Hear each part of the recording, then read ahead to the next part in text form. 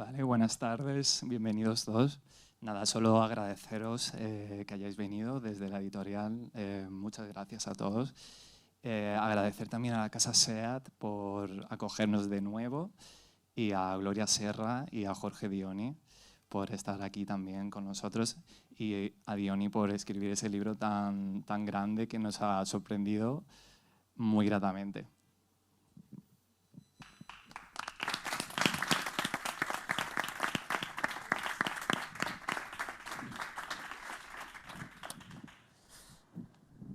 Muchas gracias. Bona tarda a tothom. Buenas tardes. Vamos a presentar un libro que efectivamente había que escribir, pero que a lo mejor nadie sabía que había que escribirlo. Yo siempre digo que ARPA Editores hace los libros de las cosas que me interesan, y es que ha pasado en 3 o 4 ocasiones. Hay un tema que pienso, este tema, ¿y esto por qué será? Y de golpe porrazo, ARPA Editores va y hace un libro. Y esto me pasó con la España de las piscinas. Se lo he contado antes a Jorge. Yo llevo 12 años viajando por España con el programa que estoy haciendo ahora en La Sexta, equipo de investigación, pero yo no viajo a los sitios guays. Yo viajo a las barriadas. Sí, de vez en cuando me caigo en la calle Príncipe de Málaga, pero lo normal es que esté en el Extrarradio. El Extrarradio de Madrid, en el Extrarradio de Vigo, de Vitoria, en los extrarradios también de Zaragoza, de Cataluña, Valencia, Andalucía. Viajo mucho, muchísimo. De hecho, hay una maleta ahí fuera porque voy a coger el último billete a Sevilla esta noche. Y, claro, yo vine a hacer la España de las piscinas. Hace 12 años empecé a ver aparecer un montón de bloques de pisos con piscina dentro y un montón de casas apareadas con piscina también por allí. Y muy parecidos, que ahora hablaremos, te quiero preguntar muchas cosas sobre este tema. Y entonces yo pensé, digo, ¿aquí? ¿Esto qué es? Bueno, pues entonces va Jorge Dioni y escribe el libro y va a ARPA y lo publica, La España de las piscinas. Agradezco mucho la oportunidad que me habéis dado porque es un tema que me interesa y me fascina. Yo soy de Barcelona, sabes que somos unos locos del urbanismo en Barcelona, somos como yonkis del urbanismo, para bien y para mal, porque también luego tenemos unos debates un poco extraños sobre este tema. Jorge Dioni es periodista, él ha vivido 10 años en Barcelona, trabajó aquí en el Sport y después se fue, lamentablemente, podías volver. Pero habla un catalán maravilloso, por cierto, que lo sepáis, y él ha seguido con su trayectoria profesional. Él escribe unos artículos que son el germen de la España de las piscinas y les recomiendo que lo sigan en Twitter. Es una persona que tiene muy buen ojo para pillar al vuelo las cosas que pasan de la actualidad, no solo lo que es obvio, que es interesante y es noticia, sino también para hacer, en un medio que es tan hostil porque tiene que ser muy breve y además es muy tumultuoso, hacer un buen análisis o dar 2 o 3 ingredientes sobre aquello que está ocurriendo, coincidirás o no con él, pero acostumbra a ser siempre muy acertado. La España de las piscinas, que yo les digo que he visto nacer y crecer y que ahora vamos a contar lo que es, también la pueden encontrar en la ficción. Hay un montón de películas españolas que hablan de la España de las piscinas. Hay unos grupos de cómicos maravillosos que yo adoro que se llaman Pantomima Full, que encontrarán en YouTube, donde sale la España de las piscinas, porque allí sale el Power, que ahora contaremos lo que es el Power, sale el que se va todo el día en el tren de cercanías para arriba y para abajo de la España de las piscinas al mundo. Están todos los estereotipos de las Españas de las piscinas e incluso en Cámara Café. Yo creo que te lo llegué a comentar en esa maravillosa serie Cápsula que se emitía en Mediaset. Hay un día en que uno de los personajes que interpreta Arturo Valls, que es el típico cuñado, podríamos llamarle así, se convierte en Power, se va a vivir a la España de las piscinas y lo pasa fatal y dice una frase maravillosa que es que somos todos iguales y no puedo hacer nada de lo que hacía. Bueno, allí hay un germen de reflexión que ahora avanzaremos. La España de la piscina es más visible a lo mejor en la capital que en otras partes, pero existe en Cataluña. Ha habido una noticia que comentamos los dos porque dijimos no puede ser, nos lo han hecho exprofeso para la antesala de este debate, que es la localidad de Vacarisses, que está aquí en el Vallès, no sé si ustedes conocen, es muy pequeñita, tiene 7.500 habitantes, pero lo que tiene son 17 urbanizaciones. Debido a ello, esa ciudad, esa pequeña localidad, porque 7.500 habitantes es pequeña localidad, tiene 2.000 piscinas. Cuidado con la proporción, 7.500 habitantes, 2.000 piscinas. Bien, ¿qué ha ocurrido? Pues que se ha encargado totalmente la capa freática, también debido a la falta de lluvia, y la semana pasada el ayuntamiento tuvo que cerrar el grifo. Se han quedado sin agua.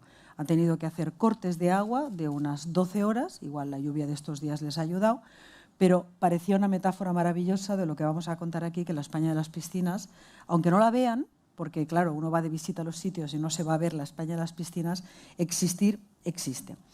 Vamos a contarlo, Jorge. Buenas tardes. Buenas tardes. Muchísimas gracias a todas por venir.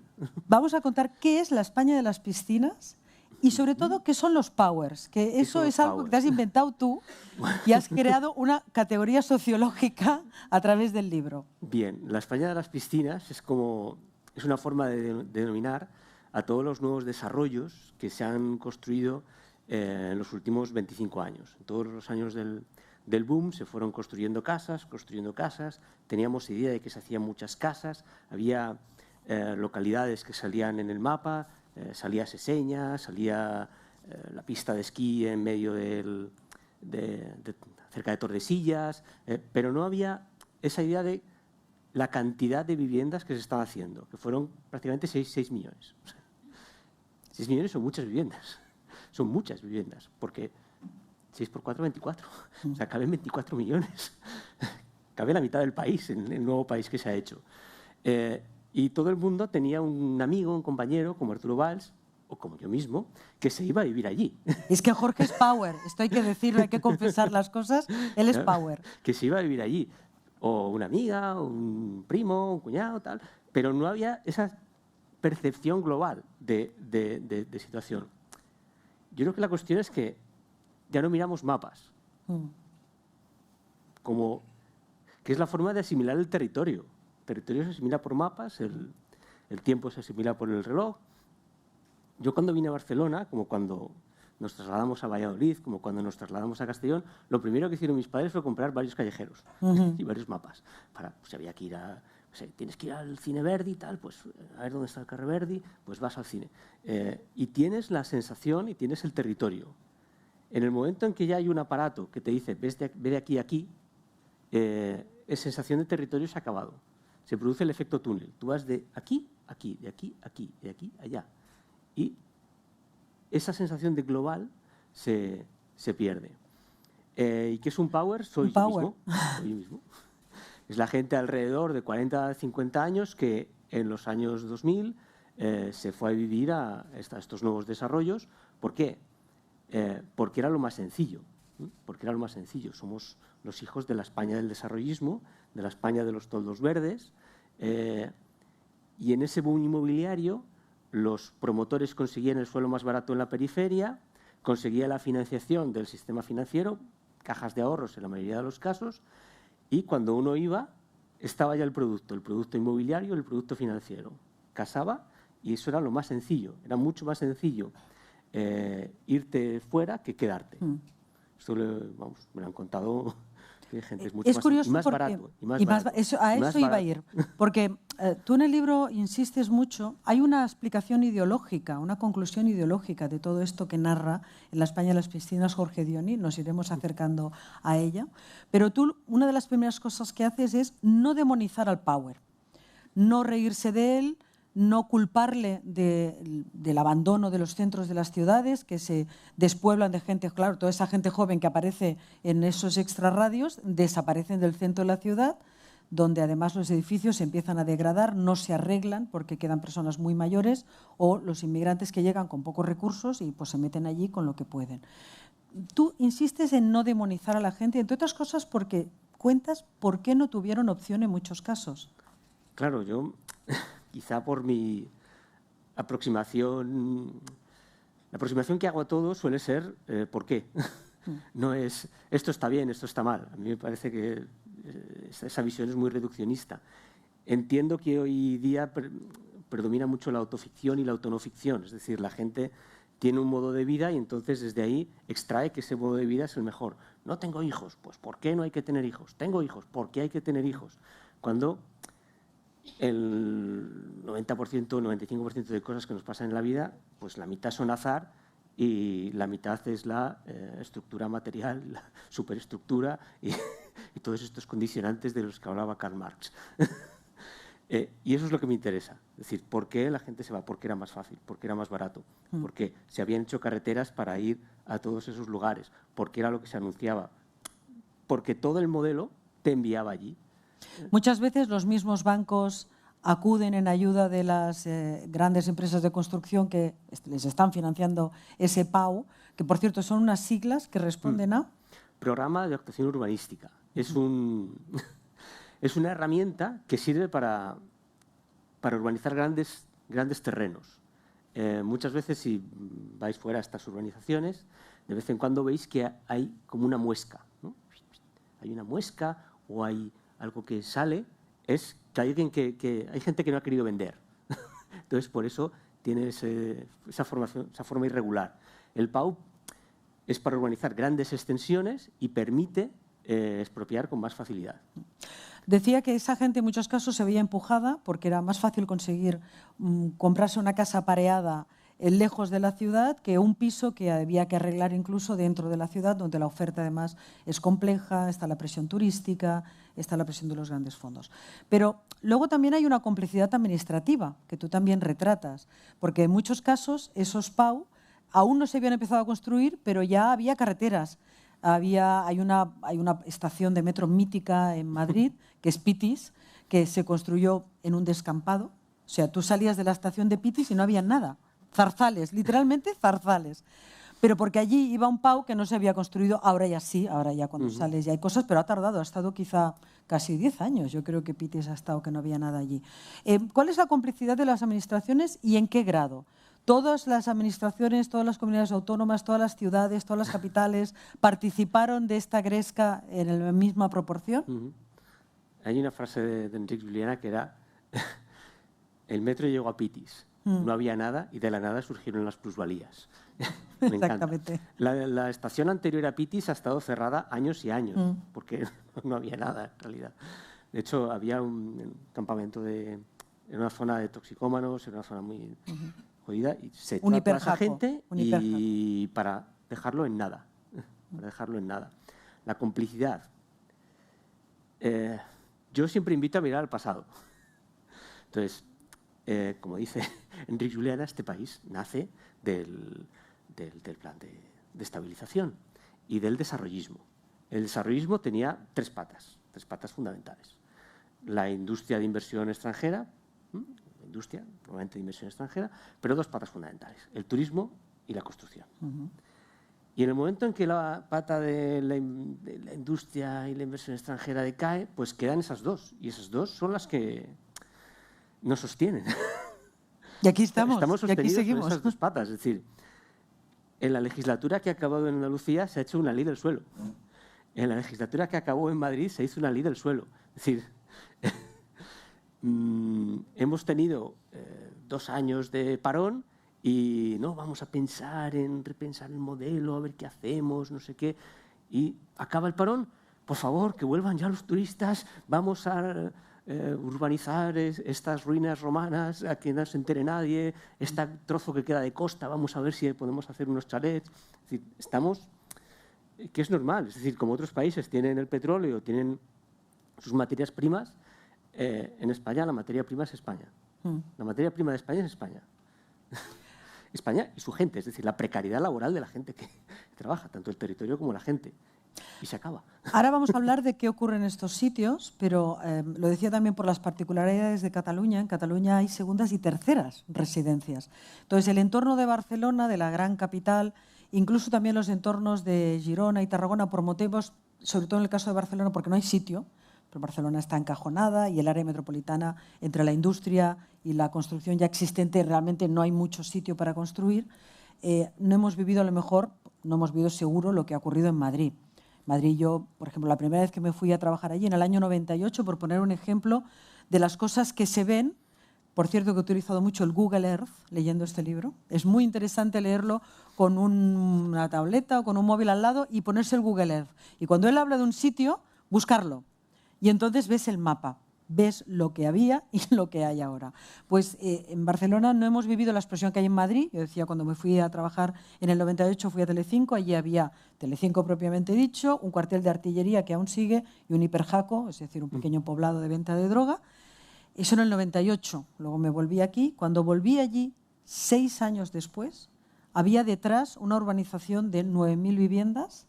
Las tablas, 35.000, la estaban terminando, que está justo al lado, y creo que es Pirámides, que se llama, la que está un poquito más allá del cuartel de artillería, no recuerdo muy bien, que son 15.000. Eso en 6 años, 5 o 6 años, que fue lo que tardé en volver. Yo me quedé absolutamente estupefacta, porque en un sitio donde yo había ido, volví a trabajar allí. Pero aquí tenemos la segunda y tercera residencia. Tú también hablas de ello en la España de las piscinas. También es un modelo que se ha seguido, es lo mismo exactamente, se puede aplicar a lo que es la primera vivienda que saca la gente del centro de la ciudad y la mete allí. Sí, sí, sí. Claro, la urbanización en Cataluña es anterior. Es decir, hay un urbanista, se me ha olvidado, Ramón Muñoz, que tiene un libro, Urbanización, que es buenísimo. Y él dice que entre el año 85 y el 95 se construyó una vivienda unifamiliar por hora en la provincia de Barcelona. ¿Por hora? Por hora. Barquerisas. Barquerisas. Y tantos pueblos del Garraf, del Maresme, del Vallès Occidental. La Torre, ¿no? La Torre, claro, la Torre.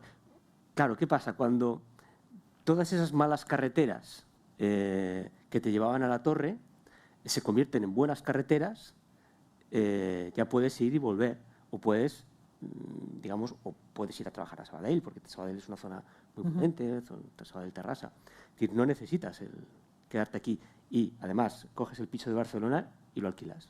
Lo pones en Airbnb. Y entonces igual, tienes la doble vía de... bueno, yo decía medio en broma, yo escucho por las mañanas el RACU, que me gusta no perder el contacto y no perder la lengua. Raro es el día en el que alguien no se queja del tráfico. Entonces, digo, ostras, este viene de lejos. Y hay días que es el motivo de la tertulia, el tráfico. Entonces, claro, pienso, hostia, toda esta gente viene de... Claro, y nos quieren quitar los coches, claro, y ahora no podré llegar. Claro, digamos, la relación que tiene la gente que vive fuera con una ciudad que se intenta defender de los coches siempre va a ser mala. Quiero hacer un apunte sobre Madrid. No te metes en ese jardín, Diony. Bueno... No te metas en ese jardín. Yo no jardín. tengo coche, pero defiendo a... Claro, hay que dar una solución. Es decir, no puedes mandar a la gente a 100 kilómetros y decir, bueno, pues ahora búscate la vida, porque hay que hacer algo. Pero también entiendo que la ciudad se tiene que defender de la contaminación y del ruido y de la ocupación de espacio. Por eso te preguntaba por la complejidad de las administraciones. Hay un retrato que es muy interesante porque tú cuentas cómo en esos años y de forma muy acelerada toda esa gente joven se iba a vivir a esos PAUs porque era lo fácil, porque era lo sencillo, porque conseguía fácil financiación y porque conseguía además un estándar de vida imposible de pagar si se hubiera quedado en la ciudad donde vivían sus padres. ¿Qué ocurre cuando llegan allí? Y ahí entramos más en el rango de lo ideológico. Porque tú empezaste, una de las reflexiones que haces cuando empiezas a escribir el libro es mirar, vamos a ver el resultado de las últimas elecciones. ¿Qué pasa en mi PAU? ¿Qué pasa en el resto de PAUs? ¿Y qué te encuentras? Bueno, me encuentro naranja todo. Todo naranja. Todo naranja. Ciudadanos. Y yo donde vivo es un lugar antiguo, es decir, que digamos que el plan general es previo, es en Alcorcón y es muy pequeño. Para ser un PAU es muy pequeño. ¿Por qué se hizo así? Porque ahí iba a haber un campo de golf. Una mente brillante. Alcorcón es como Cornellá. Sí. Entonces, piensen en alguien que al lado del Rodalies de Cornellá hace un campo de golf. Alguien dijo, ¿pero qué estamos haciendo? Entonces se convirtió en un barrio. Y es un barrio que tiene bastante diversidad. O sea, no son todas, digamos, de precio libre o de este estilo, sino que incluso hay viviendas de real ojo. O sea, es un barrio como del siglo XX. Bueno, pues todo el barrio, que además se nota en los resultados electorales, porque hay zonas de PSOE, todo el barrio era naranja, todo. Y dije, para ahí. Y empecé a mirar, fui por otros sitios de Madrid, por Valladolid, que he vivido allí, pues todos los pueblos con los que iba con mi grupo de amigos en bici, Zaratán, Renedo, Laguna, tal, todos esos pueblos, naranjas. Y además me abrí ya el Google Earth y vi que todos esos pueblos, que eran pueblos donde, bueno, pues siempre en el grupillo parábamos, íbamos a la carnicería, comprábamos un poquito de jamón, un poquito de pan y nos hacíamos el almuerzo, habían pegado un petardazo espectacular. Eran todos con urbanizaciones, tal. Y bueno, madre mía, ¿esto qué es? Y vi que en toda España había pasado lo mismo. En toda no. En toda no. Aquí en Barcelona no, porque ya había pasado y porque no hay sitio. En Barcelona no hay sitio. Claro, Barcelona tiene mucha tradición urbanística porque no hay sitio. Entonces, cuando no hay tienes que ser muy imaginativo. Claro, como en casa, ¿no? Claro. Si no puedes ganar en metros cuadrados, tienes que ser muy imaginativo, a ver cómo claro, organizas, se ¿no? llama maricondo, para que te organice cuando abres el frigorífico y hay 4 cosas, tienes que ser muy imaginativo. Madrid es muy grande. Madrid no tiene que ser imaginativo. Madrid corta y hace 2 chuletones y punto. Y eso es el urbanismo de allí. Ya está, no hay más. Y de aquí 10 años se cortan otros 2 chuletones y fin de la historia, ¿no? Y vi eso, que era todo naranja. Y llamé a una antigua alumna de un taller de escritura, le pregunté, oye, ¿esto? Y me dice, hombre, allí no habéis llegado, pero todo este urbanismo disperso, ella es chilena, dice, en América está desde Toronto a Santiago de Chile, lo puedes encontrar en todo el continente. Y me recomendó varios libros y a partir de ahí comencé. Cuando te vas al Pau, las cosas cambias, tú cambias. Porque además también hablas, y hablábamos de la participación de la Administración, sobre todo en muchos sitios, y especialmente y notablemente en Madrid, cuyo modelo de sanidad o modelo educacional es muy marcado y lleva muchos años siendo así, también cambian tus servicios. Normalmente, tú cuentas, por ejemplo, que normalmente cuando llegas aún no han construido la escuela pública que te habían prometido, pero sí que hay una escuela privada, o concertada, mejor dicho.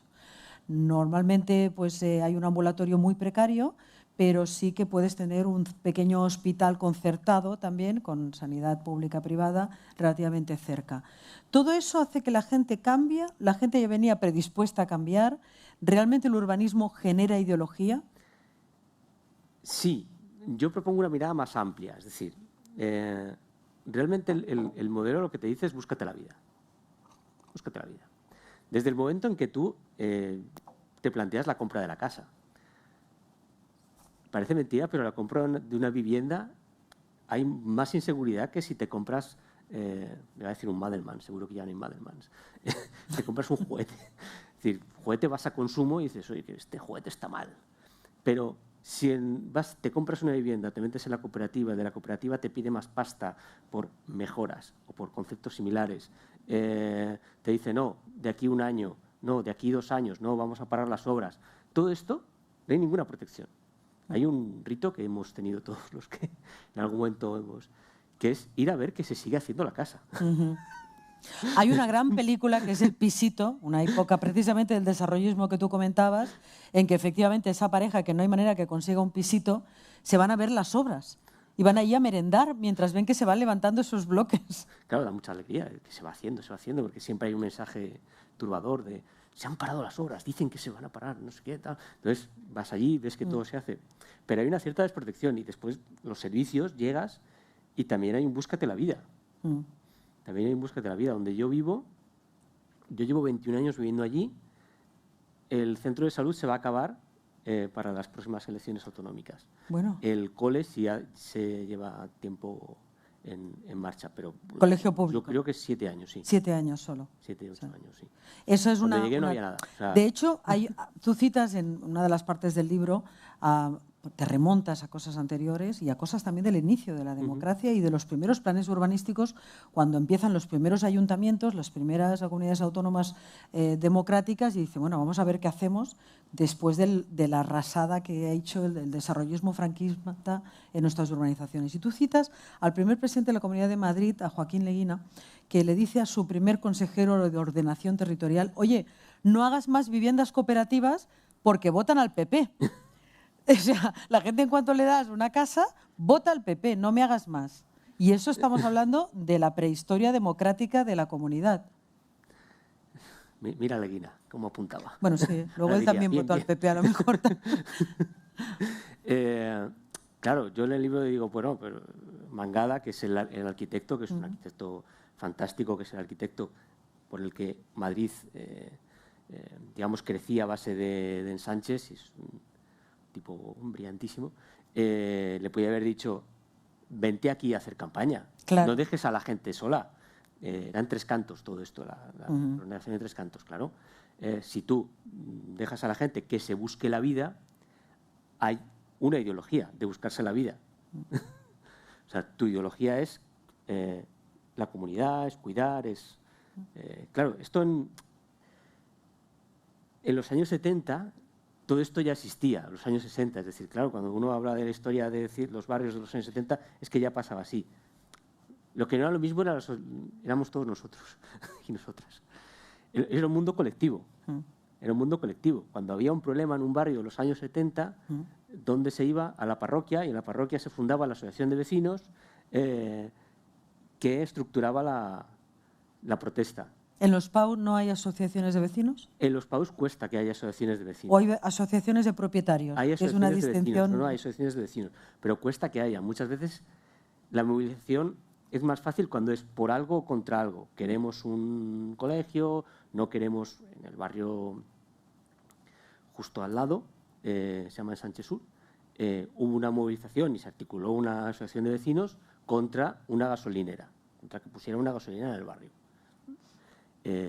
Y lo consiguieron. Lo consiguieron. En lugar de la gasolinera hay un Mercadona, cosa que para cualquier nuevo desarrollo, si Roche apuesta por nosotros, es que esto, en Pantomima está Full bien. Tienen un vídeo de Mercadona también, de uno que está encantado porque le han puesto en Mercadona. Claro, claro. Si estos son unos sociólogos de 2 minutos maravillosos. Hay un momento de indecisión, de incertidumbre, de esto tirará para adelante, esto funcionará, esto se convertirá en un barrio, todos estos solares algún día serán edificios, todos estos edificios que están vacíos, ¿qué pasará con ellos? ¿Esta calle será alguna carretera? Claro, ¿Habrá aquí alguna estación de tren? Y claro, cuando se aparece Nuestra Señora de Mercadona, pues ¡aleluya! Ya estamos bien. Era como cuando una capital de provincia viene el Corte Inglés.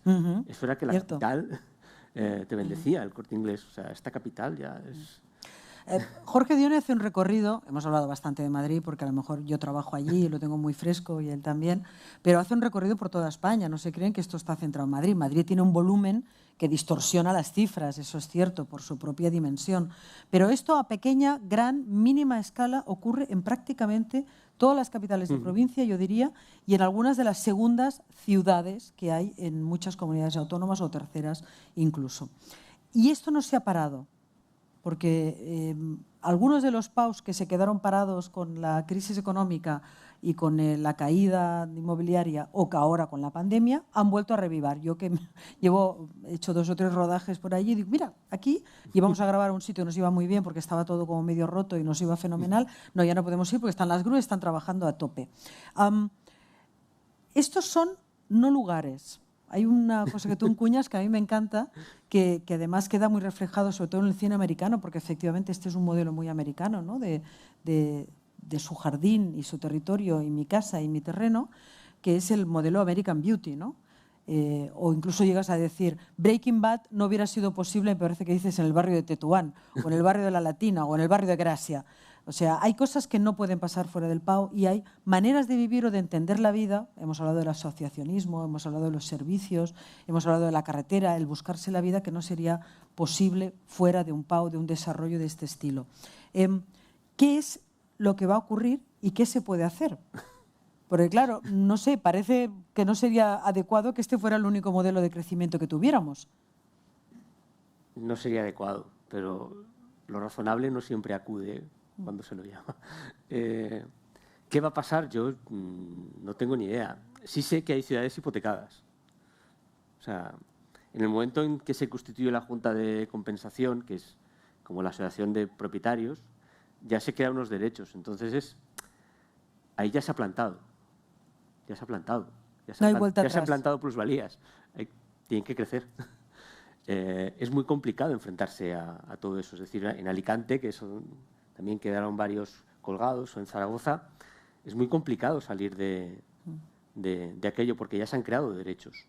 Es muy complicado reformular el urbanismo. Y aparte porque nuestro modelo es desarrollista. Nuestro modelo es desarrollista. O sea, y me gustaría ser más optimista y decir, no, esto va a cambiar y... uno tiene el chip y va al chip, claro. De hecho, tú criticas en los países... algunas soluciones que se dan como de, bueno, esto no pasa nada porque las nuevas tecnologías nos van a ayudar a que este modelo sea sostenible y vamos a hacer barrios como muy inteligentes y todo el mundo teletrabajará. Estos mundos un poco a veces que se nos venden y tú eres muy escéptico al respecto. Bueno, es que, las utopías dejan de funcionar en cuanto se ponen en marcha. O sea, cuando se ponen... Cuando hay que lavar la primera colada, claro, se acaba la utopía normalmente. Cuando hay que lavar la primera colada, hay cola en el baño, tal, entonces todo ese listado que nos había dado el gurú Osho, pues empieza a no cuadrar. Y suelen acabar las utopías, la gente acaba a hostias directamente, en liderazgos muy fuertes o suicidios colectivos. O a veces las tres cosas. A veces las tres cosas. Voy a hacer un chiste político, pero mejor no lo hago. Suéltate, hombre, estamos en pequeño comité. No, pensemos en la nueva política. Han elegido esos tres modelos, han jugado entre esos tres modelos.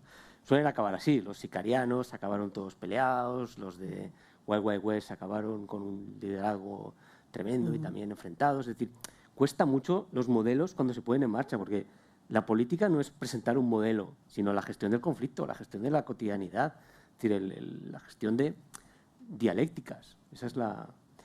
Y se me ha olvidado la otra pregunta, si había... Sí. Si podemos... La tecnología. Efectivamente, por ejemplo, la tecnología puede ser porque claro, muchas veces se dice, no, pero esto del teletrabajo va a hacer bueno este modelo. Pero claro, no todo el mundo puede teletrabajar. Hay gente que tiene que conducir un autobús y eso solo se puede hacer presencialmente. Claro, y aquí... Lamento ser tan marxista, pero todas estas cosas aterrizan siempre en una realidad. Es decir, cuando hace 15 años era, no, Internet va a comunicar a todo el mundo y nos va a permitir, si eres artista te va a conocer cualquiera y vamos a comunicarnos entre todos y crear una gran comunidad global. No, Uber. Uber, Airbnb. O sea, grandes monopolios que te convierten en jornalero, no hay comunidad global. Porque hay un sistema económico sobre el que la tecnología aterriza. Entonces, se va a adaptar al sistema económico. ¿Tú crees que los partidos políticos españoles actuales de eso también está? Enseguida les voy a dar la palabra, por cierto, si hay gente, aprovechen que tienen a Jorge Dione, que es un experto y se los ha leído todos, y no solo eso, sino que, como ven, ha sacado buenas conclusiones para hacerle preguntas.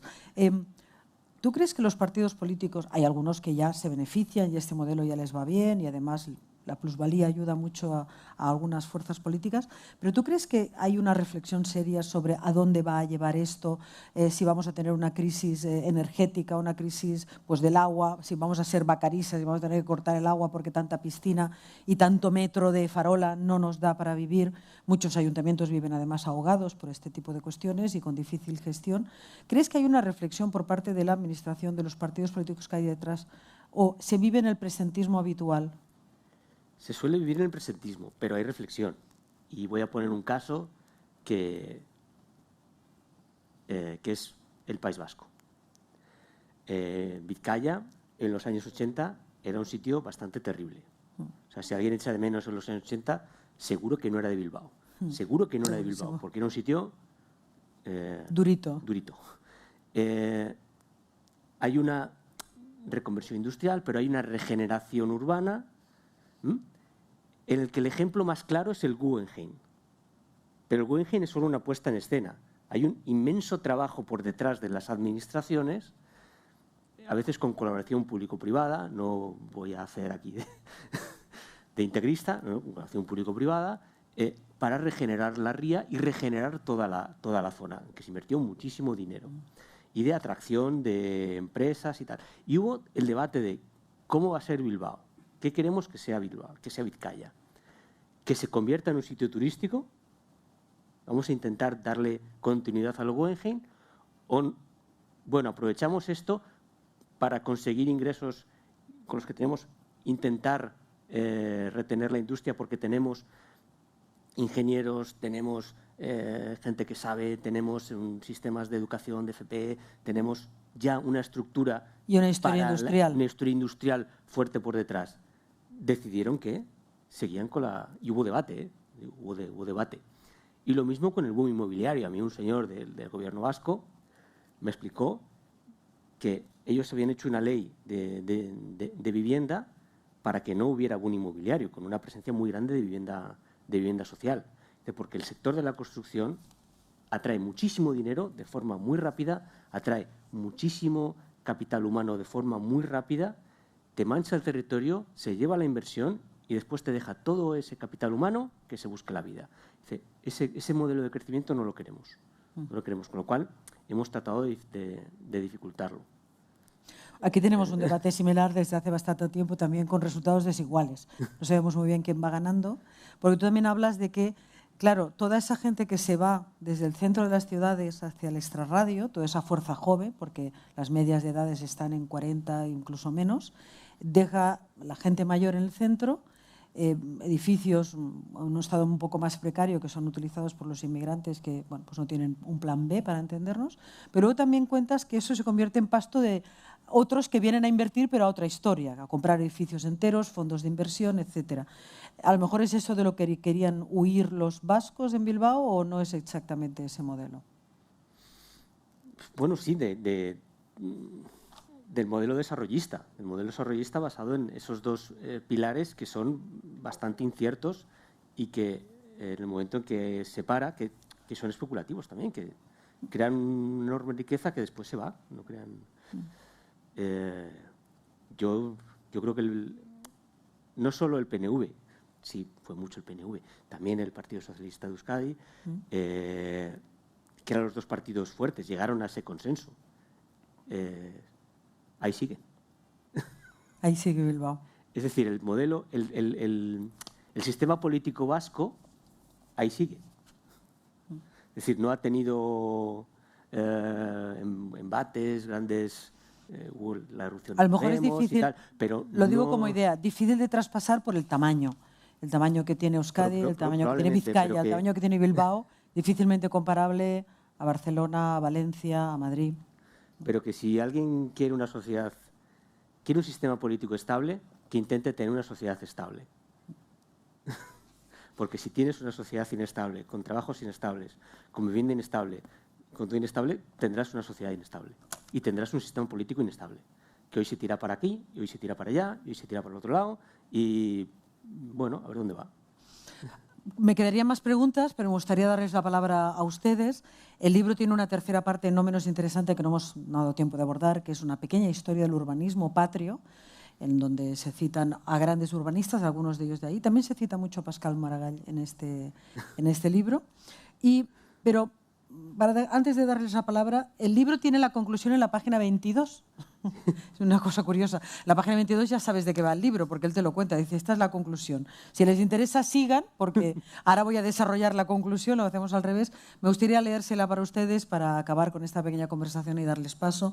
En ella se dice, una vez que dejamos de valorar más lo público que lo privado, seguramente estamos abocados a no entender por qué hemos de valorar más la ley, el bien público por excelencia, que la fuerza.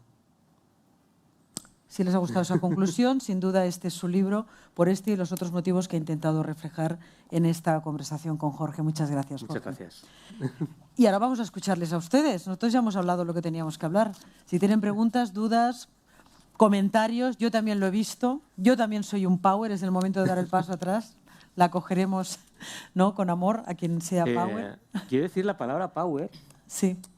La palabra power. Yo hace muchos años escribí artículos en un periódico que ya no existe, que se llama Metro. Se llamaba Metro. Era gratuito. Que el subdirector era un amigo mío, Pedro Ballín, que también es el que me llevó a esta editorial y el que me permitió escribir artículos allí. Y yo escribí artículos muy millás, porque era un escritor que en ese momento me gustaba mucho. Y escribí un artículo sobre lo que más me llamaba la atención en ese momento era que todos se parecían. Que todos se parecían. Es decir, que yo vivía en Alcorcón, pero te ibas a Móstoles y era igual, en Leganés igual. Y que además, claro, todos han tenido la poca delicadeza siempre de ponernos calles al por mayor. Pino, Trigo, Farigola. Yo tengo un amigo que vive en la calle Farigola de un Pau. Claro. Mi barrio es Oslo, Copenhague, Berlín, Atenas, Liverpool, Reykjavik. Claro, vienen aquí, ahora ya las conozco, claro, llevo 20 años ahí Pero claro, te decía alguien, por favor, la calle Liverpool, pues es aquí, pero no sé dónde. Eso es lo que cuenta Arturo Valls en ese inmortal episodio, porque él se va a vivir a la calle Pino y sus amigos le vienen a ver, nunca le encuentran, acaban en otra casa, mientras a él le están entregando una nevera que no ha comprado, pero su equipo de música no sé quién lo tiene y todo lleno de chinos intentando llevar comida rápida, absolutamente perdidos. Al final el hombre se vende su casa pareada. Y ya la canallada mayor, quiero decir, es cuando no se le da nombre al barrio. En Alicante y en Móstoles existe el PAU 2, el PAU 3, el PAU 4, es una canallada. Es una canallada, o sea, no tienes ni nombre tu barrio. ¿Dónde vives en el PAU 3? ¿Esto qué? Calle Pino. No había un nombre de la zona, no había un arroyo, no había un monte, no había... O lo que sea, sí, bueno, un escritor, escritora, sí.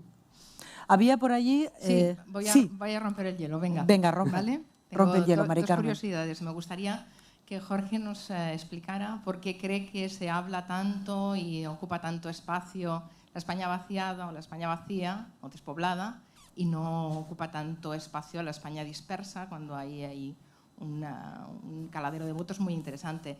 Y siguiendo con la tesis del libro, ¿no? Tú ves las PAU naranjas, ¿vale? ¿Qué color va a sustituir al naranja en las próximas elecciones? Ya está. ¿El verde? Comienzo por el final. Claro, antes me decía, los partidos políticos han hecho una reflexión. Ese partido político no la hizo. No dijo, hemos conectado con esta gente. Ciudadanos. Vamos a ver por qué. Incluso la hizo. Yo cito un artículo de un asesor de ese partido que decía esa vida tranquila de gente que no le interesa mucho la política y que quiere vivir eso, en su día a día, a su bola, con su familia, tal.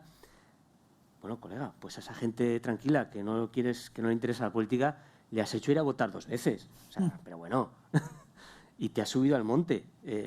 No has sido coherente con lo que has dicho. Es decir, tu modelo de partido demócrata americano, que era el modelo que quizá gustaba, no lo has respetado. Te has convertido en otra cosa. En otra cosa. Y esa cosa ya no... Para esa cosa ya hay otras opciones. Es decir, si quiero café para los muy cafeteros, pues ya hay café para los muy cafeteros en el mercado. ¿Qué va a pasar? No tengo ni idea. En la repetición electoral, los desarrollos que estaban más cerca de la ciudad, como el mío, fueron al PP. Y las unifamiliares sí fueron a la ultraderecha. ¿Por qué? Yo supongo que hay una cuestión de que cuando te vas a vivir a esa urbanización que está lejos de Zaragoza o lejos de Molina de Segura, que tiene mogollón de urbanizaciones, Molina de Segura, sales de casa a trabajar a las 8 de la mañana, vuelves a las 8 de la tarde y tienes los medios de comunicación taladrándote con que va a entrar alguien en tu casa, pues es lógico que... ¿Qué es lo primero? La seguridad. Entonces, votas seguridad. ¿Quién? Seguridad fuerte. No, mano dura, seguridad fuerte. ¿Quién? Teóricamente, ese partido. ¿Qué va a pasar? No lo sé. En las últimas elecciones de Castilla y León, por ejemplo, en Ávila, Ávila también tiene un Ávila de piscinas, tiene nuevos desarrollos. No hay tantas piscinas, pero las hay. Los nuevos desarrollos... que podrían ser pistas de patinaje, porque con la temperatura de Ávila también tener una piscina... Bueno, en verano hace calor. Sí, eso es verdad. Yo tengo familia en Ávila y ya hace calorcillo. Pero por las noches está muy bien. Votaron a por Ávila. Y en Teruel, el Teruel de las piscinas, también hay Teruel de las piscinas, también hay nuevos desarrollos en Teruel. Es que nos pensamos, conecto aquí con la reflexión, ya digo, cambió del naranja España vaciada que decía. A Teruel existe. Pensamos que la España vacía a veces es el señor Cayo. No es el señor Cayo. El señor Cayo era cuando yo vivía en Benavente. Yo soy de Benavente, en Zamora. Cuando yo vivía en Benavente, sí éramos el señor Cayo. Sí, las películas nos llegaban con 5 o 6 meses de retraso.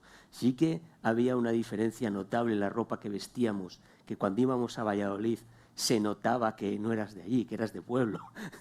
Sí, pero ahora los chavales de mi pueblo tienen los mismos referentes culturales que aquí, visten igual, han viajado. Es decir, no es no existe esa... ¿Y qué pasará con la España? Porque se habla mucho, porque es un problema muy gordo, ¿verdad? Gordísimo, de despoblación.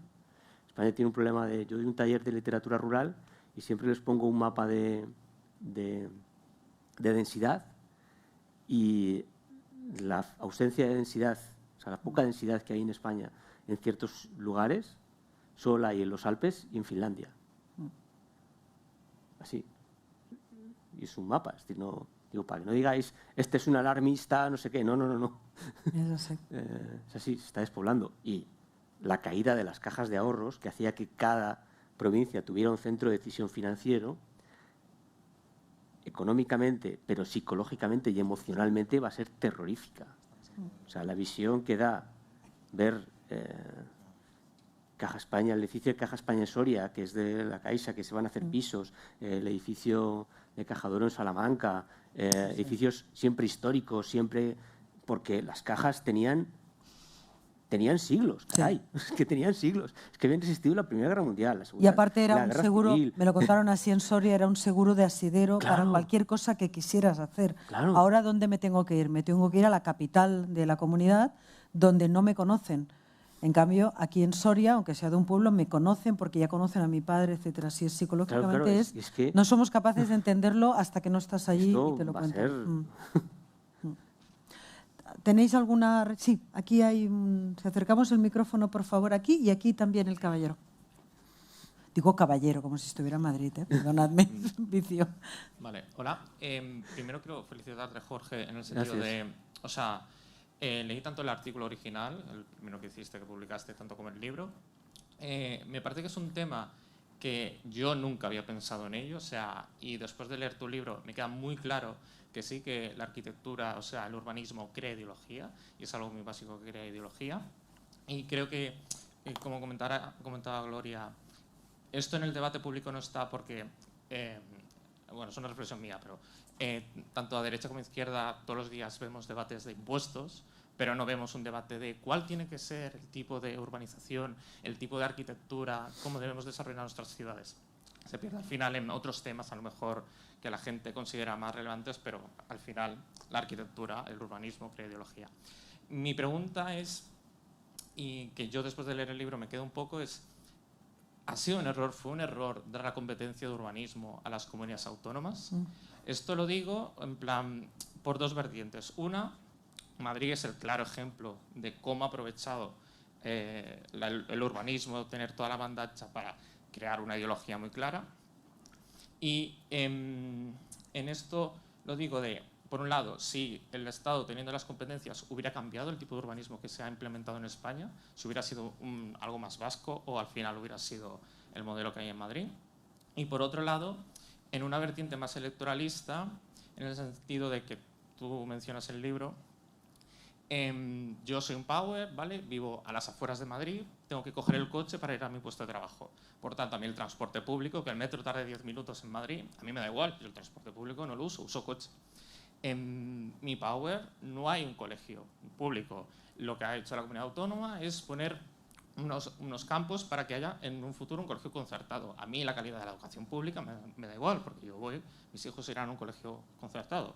Y lo último es que tampoco hay un centro sanitario en mi power, y la comunidad autónoma me ha prometido que habrá uno, pero claro, prefiero cogerme un seguro privado de sanidad para lo poco que lo voy a usar, etc. Y al final lo que queda es que toda la gente que vive en el power no tiene una necesidad de los servicios públicos. Y esta reflexión la hago porque el otro día Quintana Paz, en un debate que hubo en el Círculo de Bellas Artes, es un filósofo, creo que lo he dicho, es un filósofo de la Universidad de Salamanca, y el otro día en un debate del Círculo de Bellas Artes mencionaba que la izquierda...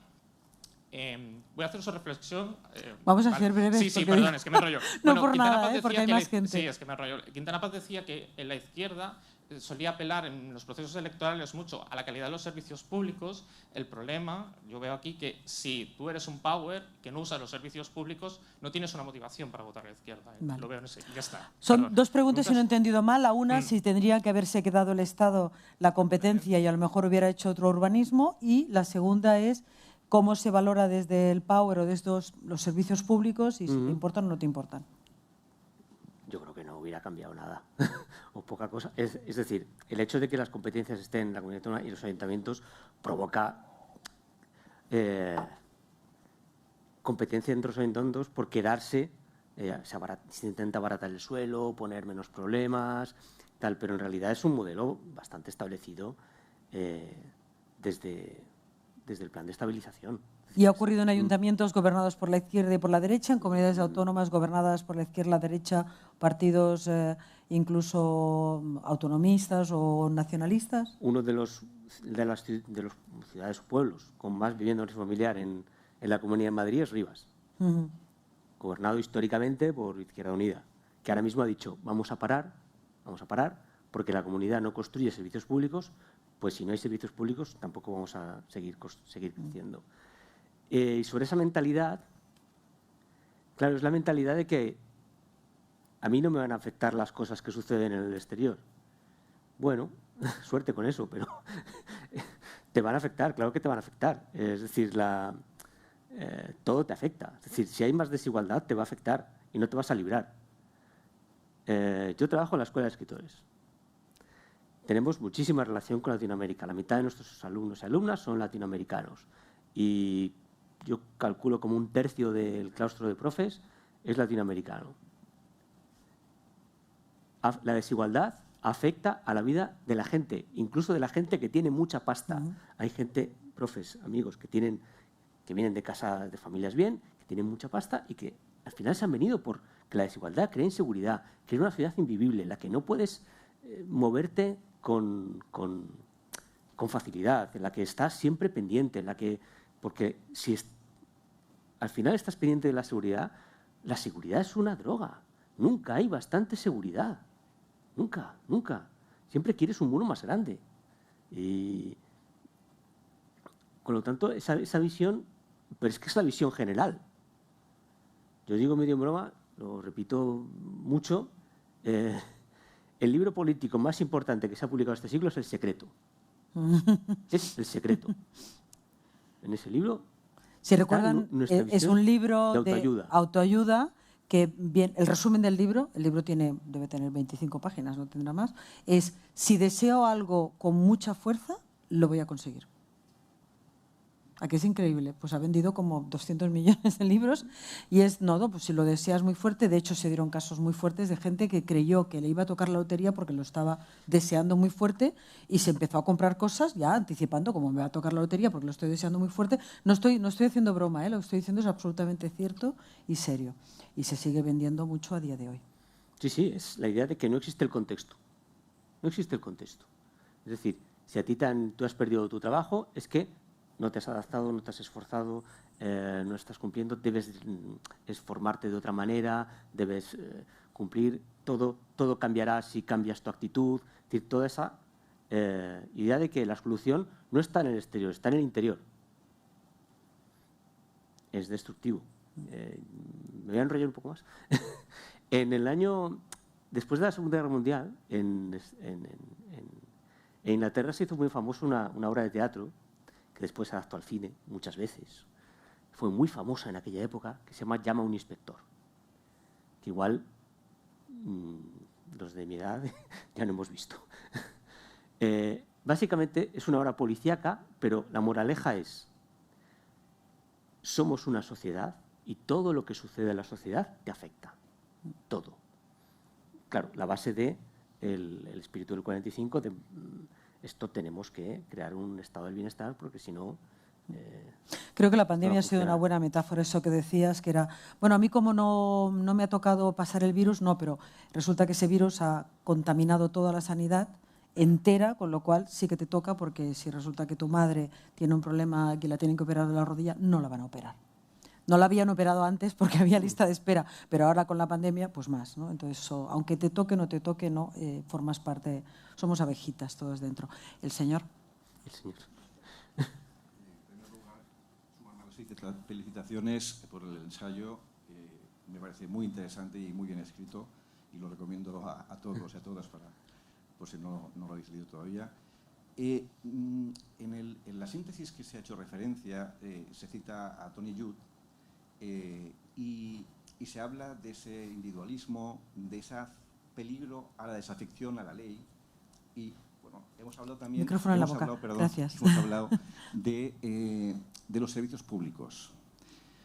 Lo que, y lo dejo como una reflexión, es que en estos grandes desarrollos que han supuesto grandes cambios en la población, por lo menos aquí en Barcelona pienso en Rubí y en Madrid en Pozuelo de Alarcón, lo que han generado ha sido que no se ha adaptado, y es una cuestión que también comentaba sobre la desprotección, no se han adaptado los partidos judiciales. Y esa población tan grande siguen con juzgados que al final se colapsan. Se colapsan, no se crean nuevos juzgados y, por tanto, el problema de ese riesgo de desafección va a ser mayor, porque la gente, si acude al final al juzgado, que es donde entiende que va a poder hacer valer sus derechos, se encuentra con retrasos muy, muy largos, porque se habla de los servicios sociales centrándolos únicamente en la cuestión de la sanidad, de la educación, pero también es el servicio social, la justicia. Y ahí se están generando problemas realmente serios, y ahí lo dejo. Y ahora mi pregunta es si has podido continuar con el análisis y has podido calibrar la evolución de esta primera hornada de powers que iban y compraron una vivienda, si esto ha sido sustituido por gente que no tiene ni siquiera esa posibilidad y tiene que entrar en el PAU, pero vía alquiler, porque no pueden acceder ni siquiera a esa primera oportunidad para hipotecarse, endeudarse, etcétera. Y ahí lo dejo. Es que el alquiler es más caro. Ahora sí. Es que el alquiler es más caro. Donde yo vivo, la gente que vive de alquiler paga el doble. Entonces es más caro. De la segunda hornada, yo no sé, ahora voy a hacer un poco de sociología del botijo.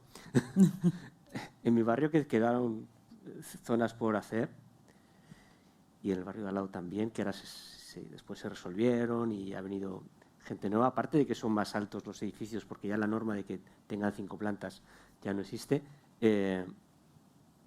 da la sensación de que vienen ya con la expectativa de que eso está bien. O sea, vienen con la incertidumbre de... Vienen ya más convencidos. Sí.